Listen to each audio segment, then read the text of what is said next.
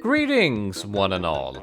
I'm Kerrik52, and this is our second infamous level of the game, Slippery Climb. It's not as agonizingly long as Sunset Vista, but it is quite a lot meaner. Key reason being, you can fall and die just about anywhere, and a mask barely helps you. Especially if you're gunning for all the boxes, which I am. Because then you have to run into these windows and then jump out safely. So not only do you need to control crash properly, you have to have check on your, spatial vision too. The game doesn't really go for that trick that often, but here it's in full force. Though I say that, it could actually be worse. But they were nice enough to cut the second version of this level theme from the game, because it's just that difficult. Level is called Stormy Ascent, and they were nice enough, quote-unquote, to add it back in for End Stain Trilogy in case you want an easy way to play it. And I'm not sure that's worth it, because it's a bastard. This level's a bastard too. All we have to help us is Embryo. We don't get a Tana or anything. Unless you play the Japanese version, I think? That's like one of two big changes they made. Let's see, they removed one box from the first level, probably the hidden one. And they also added some cutscenes with tutorials from Aku Aku, which is something the game could actually need, because the relationship between Crash and Aku Aku isn't really in the game. I mean, it's barely in the manual. But he's supposed to be the one who tells Crash what to do. Like he does in the later games. Well, 3 and Wrath of Cortex? Probably 4 too. I don't remember the plot of 4. It's been too long. And I only played it the one time. That's the thing about playing video games as an adult. You don't play them 5 times, usually. I really timed that bad. They were being nice.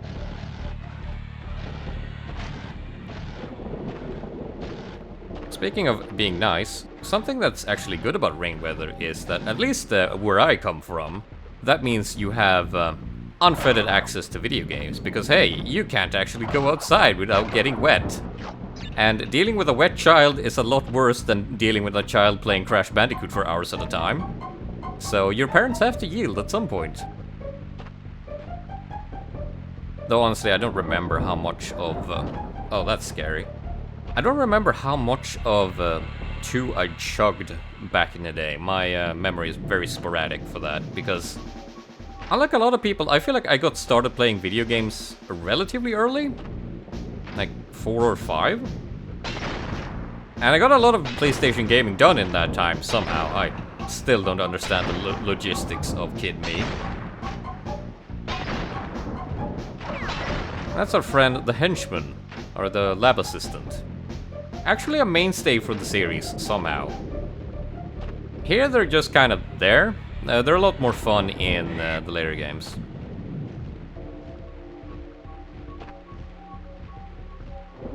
So, jumping on the birds looks scary, but the game is programmed in such a way that you can barely fail it, as far as like height goes. But dropping your momentum for the rotating platforms is a much easier trap to fall into.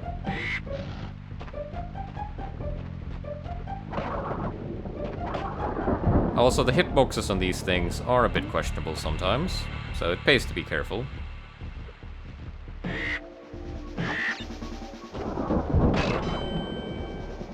Nice and early. Let's see what we have.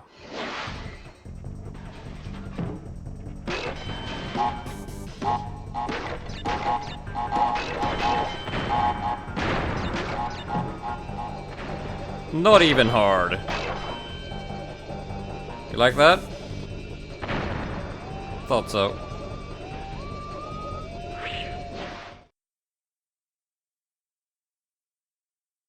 So this is the level where you would need the extra lives, but I'm pretty good. Now for these shenanigans.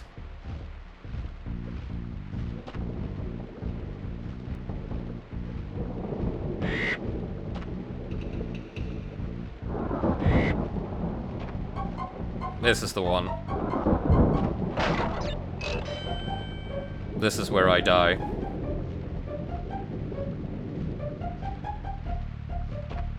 Or not! Yeah, the acceleration there is mean.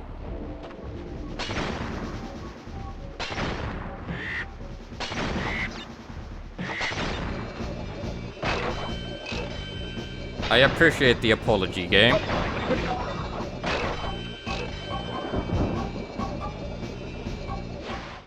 And that's why they give you a mask.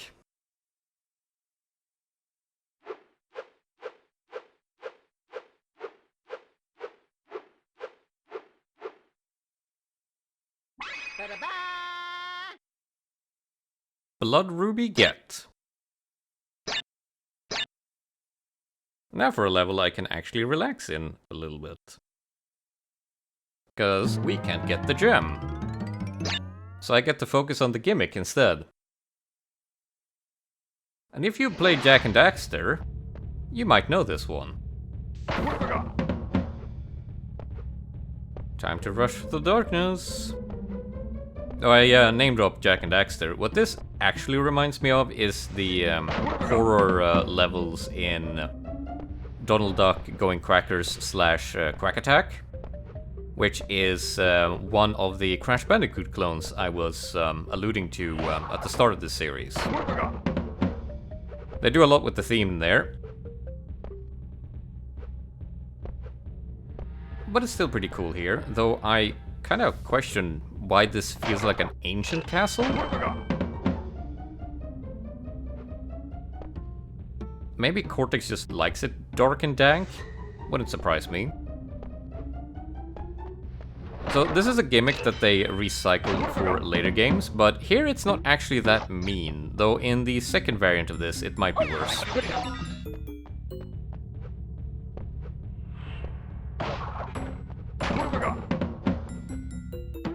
The eyes are a great touch, though.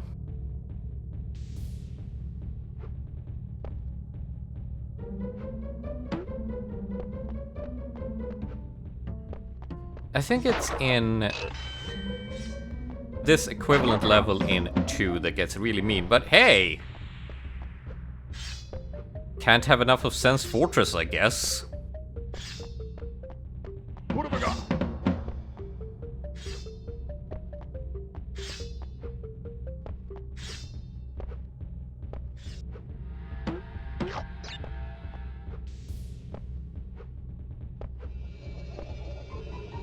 And made it. But...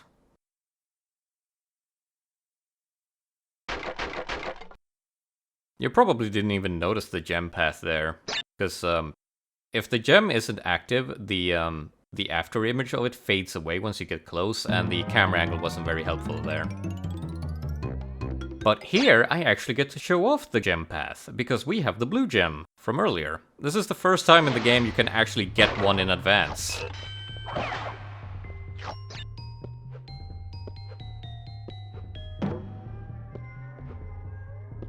And now I actually need to jump on spiders like that too, which I remembered being a thing earlier. But this isn't too bad, though the secrets here are a bit special. What have I got? One in particular is actually a bit mean, as I'll show you. Otherwise, it's same old, same old.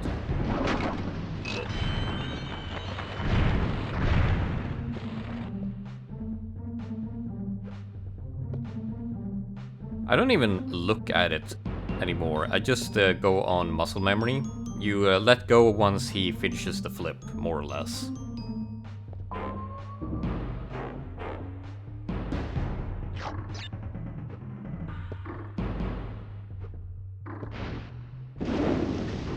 So I suppose darkness is our theme du jour for the episode. Heavy darkness gimmicks are somewhat common. Hello. But rarely do I like them when you do it like in a hostile way. Here it's pretty okay since it's running on a timer, so it's really just play the level correctly and fast and you get it. But in other games, when it's dark, usually it's to basically bully you until you can get a light.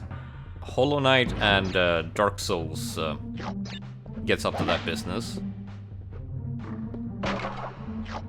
But what about this business? What have I got?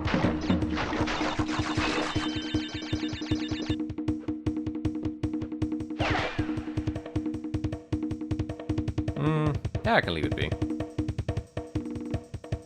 I want to do something fun here.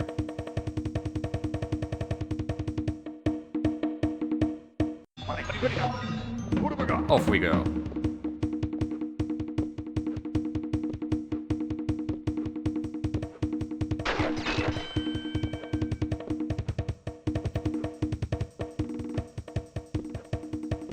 Come on.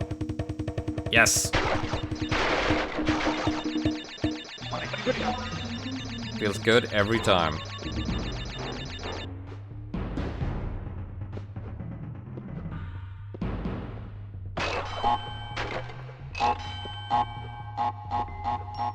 So this is about the best thing the game can do to reward you and just give you something a little bit of a fun extra and then just a bunch of lives. Good place to grind for masks, I guess, though I haven't really felt the need. I think in one of the other games I go out of my way to grab a mask beforehand, just to make the level easier, but I can't remember which one or for which levels.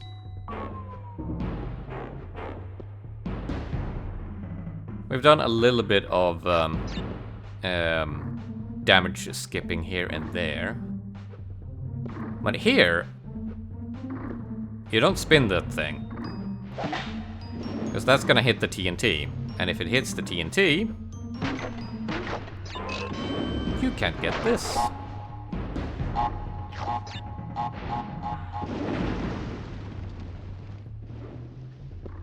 Okay, good, it did blow up.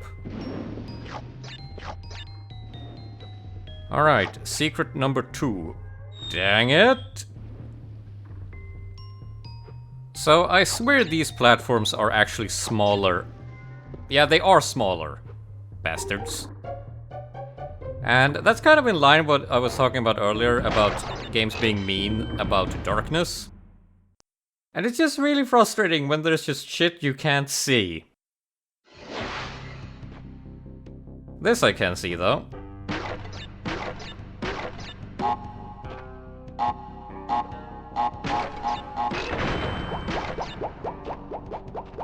Fun to have a little puzzle to deal with.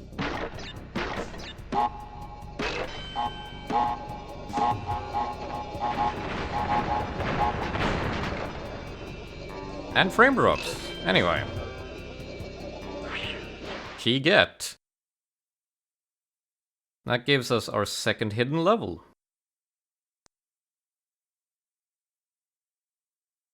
Of course, there's a little bit left here to go first.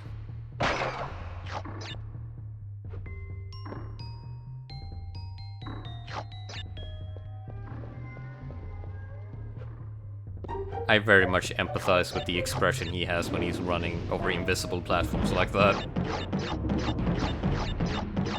Can't be fun.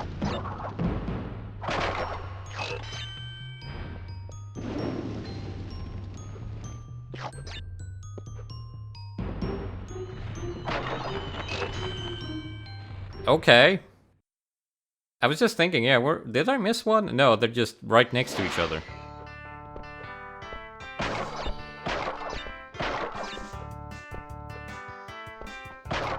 This is also a fun little puzzle.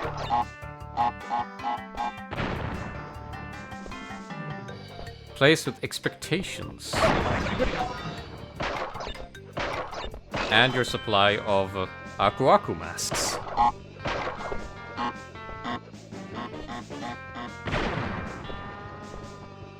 Hello.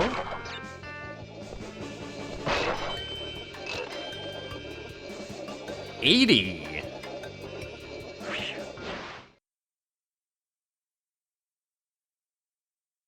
And that's not even the last of it.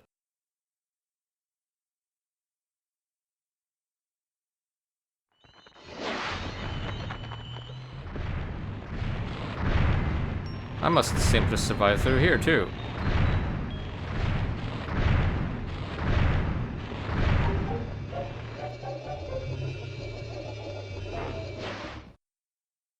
And...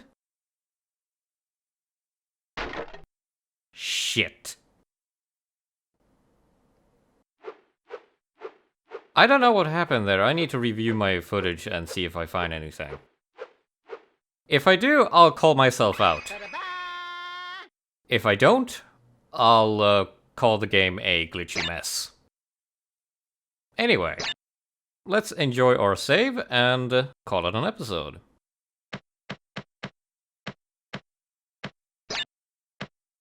Seems good.